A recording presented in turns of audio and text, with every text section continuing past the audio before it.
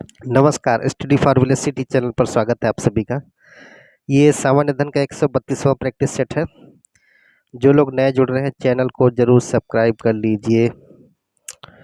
पहले प्रश्न पर आते हैं। मध्यपाषाण काल में पशुपालन के प्रमाण मिले हैं। मध्यपाषाण काल में पशुपालन के प्रमाण मिले हैं, कहाँ मिले हैं? अवधे, बोरी, बागोर या लखनिया? तो पहला प्रश्न है, इसका सी नंबर सही रहेगा, बागोर में मिले हैं। Next B number, question number 2। भारतीय पुरातत्व का जनक भारतीय पुरातत्व का जनक किसे कहा जाता है? रिपीटेड क्वेश्चन है। Alexander Cunningham, John Marshall, Robert Bruce foot या थॉमसन? तो बहुत ही परिचित नाम है, अलेक्जेंडर कनिंघम। भारतीय पुरातत्व का जनक कहा जाता है इनको। तीसरा है, दधेरी एक परवर्ती हड़प्पी पुरास्थल है। जो दधेरी है एक परवर्ती हड़प्पी पुरास्थल है, ये कहाँ है? गुजरात में, पंजाब में, पाटलिपुत्र या हरियाणा? तो ये पंजाब में है। कहाँ है? पंजाब। बी नंबर सही हो गया। इनमें से कौन सही सुमेलित नहीं है? इनमें से कौन सही सुमेलित नहीं है? कहा जा रहा है कि आलमगीरपुर उत्तर प्रदेश में, बिल्कुल सही है। और रोपड़ पंजाब में, ये भी सही है। बनावली हरियाणा, ये भी सही है। राखीगढ़ी ये हरियाणा में है। ये दैमाबाद यहाँ नहीं है, दैमाबाद राजस्थान में नहीं है। तो आलमगीरपुर कहाँ है? उत्तर प्रदेश में है। रोपड़ पंजाब में है। बनावली हरियाणा में है। राखीगढ़ी भी हरियाणा में। देखिए, बनावली और राखीगढ़ी ये दोनों हरियाणा में है, रोपड़ पंजाब का है, आलमगीर तो उत्तर प्रदेश में है ही। कमेंट करके बताइए, आलमगीरपुर उत्तर प्रदेश के किस जिले में स्थित है? तो दैमाबाद राजस्थान में हो न होकर कहाँ है? महाराष्ट्र में है। इस हिसाब से डी नंबर सही हो जाएगा, नहीं है के हिसाब से। कहाँ होगा? महाराष्ट्र। नेक्स्ट, एक उन्नत जल प्रबंधन व्यवस्था का साक्ष्य प्राप्त हुआ है। एक उन्नत जल प्रबंधन व्यवस्था का साक्ष्य कहाँ मिला है? धौलावीरा से, गुजरात से, बनावली से या हरियाणा से? पांचों का ए रहेगा, धौलावीरा से। धौलावीरा से उन्नत जल प्रबंधन व्यवस्था का एक साक्ष्य प्राप्त हुआ है। इनमें से सही सम्मिलित नहीं है। कौन नहीं है? सही कौन सम्मिलित नहीं है भाई? कह रहा है कि अथर्ववेद औषधियों से संबंधित है। ऋग्वेद ईश्वर महिमा, यजुर्वेद जादू टोने से, सामवेद संगीत से। इनमें से सही सुमेलित कौन नहीं है? अथर्ववेद जो है औषधि से संबंधित है, ये तो सही रहेगा। ऋग्वेद कौन सा है, किससे संबंधित है? तो ये भी ईश्वर की महिमा बताई गई इसमें। यजुर्वेद जादू टोने से नहीं है। सामवेद संगीत से, ये भी सही।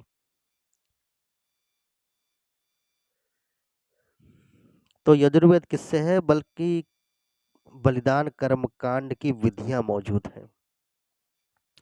यजुर्वेद में क्या है? बलिदान कर्मकांड की विधियां, ना कि जादू टोना। ऋग्वेद में किस नदी को माते तमा या देवी तमा एवं नदी तमा के रूप में संबोधित किया गया है? ऋग्वेद में एक नदी का वर्णन दिया है जिसे माते तमा, देवी तमा, अन्य भी नदियों का वर्णन है, देवी तमा एवं नदी तमा के रूप में संबोधित किया गया।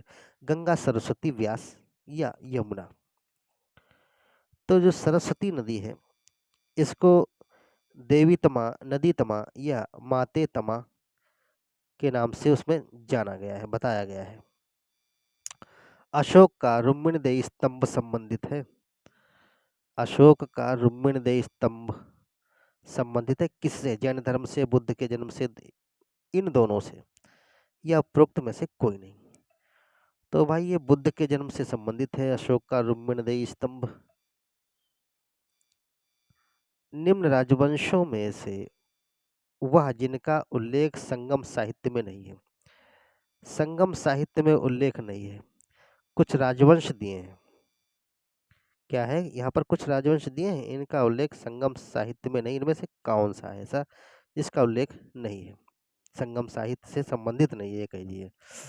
चेर, चोल, पांडे, कदम्ब। तो बहुत ही आसान है।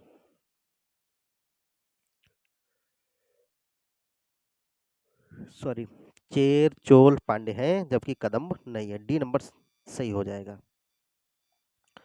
नालंदा बिहार का विध्वंस किसने किया? नालंदा बिहार का विध्वंस किसने किया? किसने खराब कर दिया, पूरा जला दिया? बख्तियार खिलजी ने, मोहम्मद गौरी ने, कुतुबुद्दीन ऐबक ने, या चंगेज खान ने? 10वां प्रश्न है। तो बख्तियार खिलजी ने विध्वंस किया, लेकिन इसके पीछे लगे कौन थे, ये आपको जानने की जरूरत है। सल्तनत काल में डाक व्यवस्था का विस्तृत विवरण दिया गया।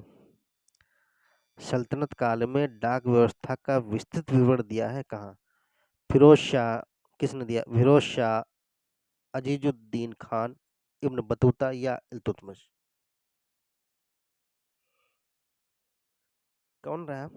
Ibn Battuta. सॉरी, सल्तनत काल में डाक व्यवस्था का विस्तृत विवरण का दिया है इब्न बतूता का, इनके द्वारा है। इनमें से किस वंश ने सर्वाधिक समय तक देश में राज्य किया? कुछ वंश दिए हैं, इनमें से कौन सा वंश है जो सर्वाधिक समय तक राज्य किया है? खिलजी वंश, लोधी वंश, या दास वंश, या तुगलक वंश? तो ये जो तुगलक डायनेस्टी रही है, इसका जो राज्य रहा है कई वर्षों तक रहा है, सर्वाधिक राज्य समय तक राज्य किया है इसने, तुगलक वंश ने। निम्न वंशों की बात करें तब इनमें से कौन से चिश्ती सिलसिले से संबंधित नहीं है? छोटे प्रश्न है, लेकिन रिवीजन अच्छा होना चाहिए। चिश्ती सिलसिले से संबंधित नहीं है कौन? 13वां प्रश्न है। ख्वाजा कुतुबुद्दीन बख्तियार काकी, शेख अब्दुल जिलानी, शेख मोइनुद्दीन, शेख निजामुद्दीन औलिया? सॉरी, आज जमाई बहुत आ रही है। 13वां प्रश्न है। 13वां का बी नंबर है। इसके अनुसार जो कहा जा रहा है शेख अब्दुल जिलानी, ये नहीं है। जबकि चिश्ती सिलसिले से संबंधित कौन कौन थे? ख्वाजा कुतुबुद्दीन बख्तियार काकी थे, शेख मोइनुद्दीन चिश्ती थे, शेख निजामुद्दीन औलिया तो थे ही, लेकिन शेख अब्दुल जिलानी नहीं थे। 14वां प्रश्न है। वह शासक जिसके शासन में गुरु नानक देव ने सिख धर्म की स्थापना की? सिकंदर लोदी के, बहलोल लोदी के, जहांगीर, या कुतुबुद्दीन? कुतुब शाह है। तो सिकंदर लोदी जो है, इनके शासनकाल में गुरु नानक देव ने सिख धर्म की स्थापना की। ए नंबर सही हो जाएगा। कौन सा नंबर सही है? ए नंबर सही रहेगा, सिकंदर लोदी। शेर शाह सूरी द्वारा किए गए सुधारों में से सम्मिलित थे। जो शेर शाह सूरी द्वारा कुछ सुधार किए गए हैं, इनमें से कौन सा सुधार था? राजस्व सुधार, प्रशासनिक सुधार, या सैनिक सुधार, मुद्रा प्रणाली में सुधार, उपरोक्त सभी? वैसे तो सैनिक सुधार में भी ये भी था, और मुद्रा प्रणाली में भी सुधार किया इन्होंने, और राजस्व एवं प्रशासनिक सुधार तो था ही। इस हिसाब से सभी हैं, उपरोक्त सभी, मतलब डी नंबर सही हो जाएगा। सॉरी,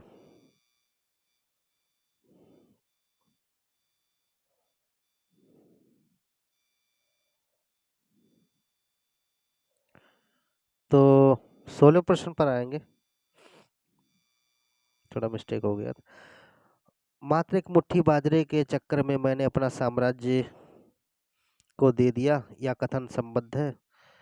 एक मुट्ठी भर बाजरे के चक्कर में अपना संपूर्ण साम्राज्य दे दिया होता, या कथन है किसका? अकबर का, शेर शाह सूरी का, या मीर बख्शी, या मुजफ्फर खान का? तो शेरशाह सूरी ने कहा, क्यों कहा बताइएगा कमेंट में। उन्होंने कहा कि मात्र एक मुट्ठी बाजरे के चक्कर में मैंने अपना संपूर्ण मतलब अपना साम्राज्य खो दिया होता। यहाँ पर खोना होना चाहिए, खो दिया होता, ये रहेगा। बी नंबर सही हो गया, इनके अनुसार है ये। 17वां है, वह शासक जिसने आज्ञा दी थी कि आदमी को एक ही स्त्री से विवाह करना चाहिए और वह तभी दूसरा विवाह कर सकता है जब उसकी पहली बंध्या हो। शेरशाह या इस्लाम शाह, अकबर या हुमायूं। 17वां प्रश्न है ये। तो भाई अकबर की बात हो रही है, जबकि ये तो बहुत सी करे बैठे थे। सी नंबर सही हो गया। 18वां प्रश्न है, लॉर्ड वेलेस्ली के सहायक संधि करने वाले राज्यों का सही कालानुक्रम है। सीक्वेंशली बतानी है, इसमें से क्रोनोलॉजिकल ऑर्डर में व्यवस्थित करना है। लॉर्ड वेलेस्ली के साथ जो सहायक संधि किया जिन राज्यों ने, उनका सही क्रम क्या है। तो हैदराबाद, मैसूर, अवध, सिंधिया। हाँ यही तो है, फिर ए नंबर ही सही। ज़्यादा हम बताएंगे तो फिर डिस्टर्ब होंगे। देखिए क्या रहा है, पहले नंबर में हैदराबाद, फिर मैसूर, फिर अवध और फिर सिंधिया। नेक्स्ट है,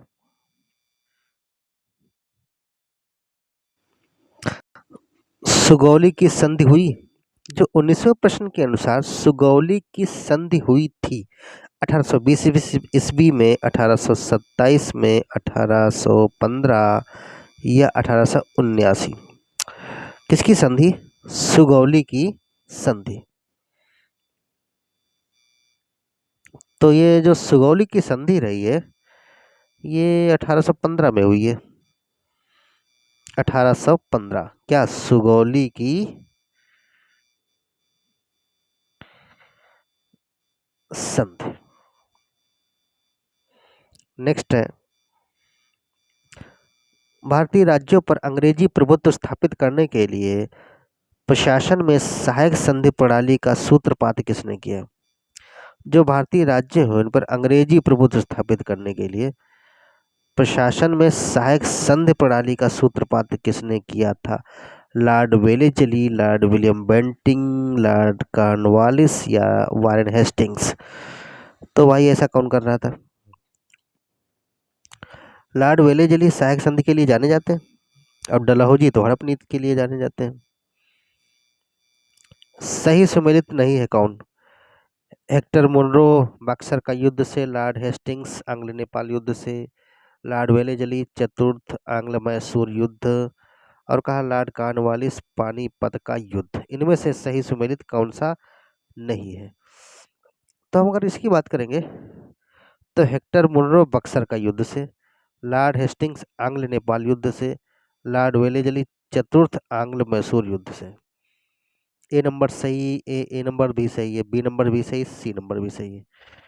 तो हेक्टर मुनरो कहाँ? बक्सर के युद्ध से, लॉर्ड हेस्टिंग्स आंग्ल नेपाल युद्ध से, लॉर्ड वेलेस्ली चतुर्थ आंग्ल मैसूर। कमेंट करके बताइए बक्सर का युद्ध कब हुआ। और